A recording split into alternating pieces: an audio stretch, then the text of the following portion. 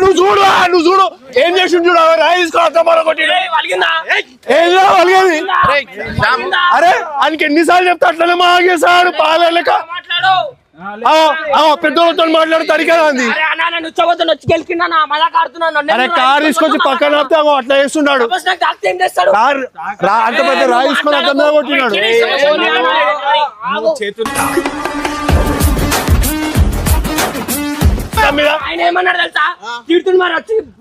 పెద్ద ఉంటది చిన్న ఉంటది ఏం పడుతుంది మాట్లాడతాడు. రాగి అని మాట్లాడలేదు. ఆరే కొట్టిండు రాయి తీసుకొని కొట్టిండు అద్దం మీద పిచ్చోన్ లెక్క. అద్దం పలుగుతా ఏం చెప్పు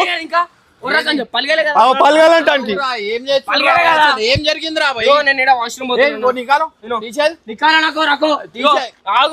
వాష్రూమ్ అవుతున్నా వచ్చి కారుతో సడన్ గా ఆపాడు. సరే మళ్ళా అనుకోని నేను కూడా రాయి తీసుకొని కొట్టినా పలగలే కదా.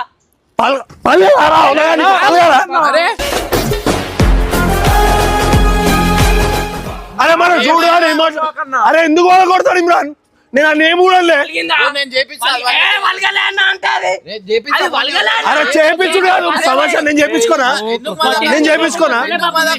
మజాక్ అవడాని నాడు పక్కన ఆడతాడు అట్లా సీరియస్ అవుతాడు. ప్రతి దానికి ఏం పడుతుంది అది మాట్లాడతాడు పెద్దోళ్ళతో. సపోజ్ నాకు తాకుంటే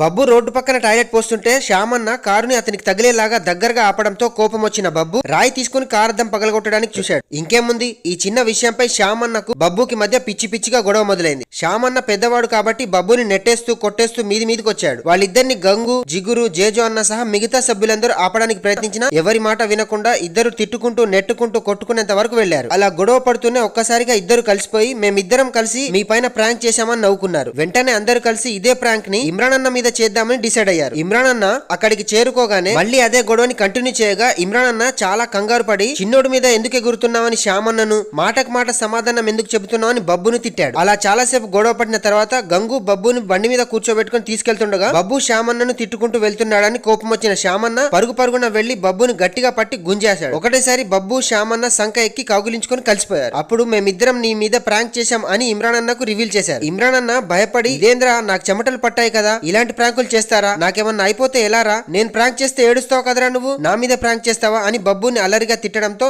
ఆ సరదా ప్రాంక్ ముగిసింది. ప్రాంక్ అని తెలిసిన తర్వాత ఇమ్రాన్ అన్న ఫేస్ చూడాలి, పాపం అనిపిస్తుంది. అయితే ఖచ్చితంగా ఇమ్రాన్ అన్న రివెంజ్ ప్రాంక్ వాళ్ళ మీద చేయాలనుకుంటే రివెంజ్ ప్రాంక్ కావాలి అని కామెంట్ చేయండి. వీడియో మాత్రం మామూలుగా లేదు. పరేషాన్ ఫ్యామిలీలో పూర్తి వీడియో ఉంది, చూడండి.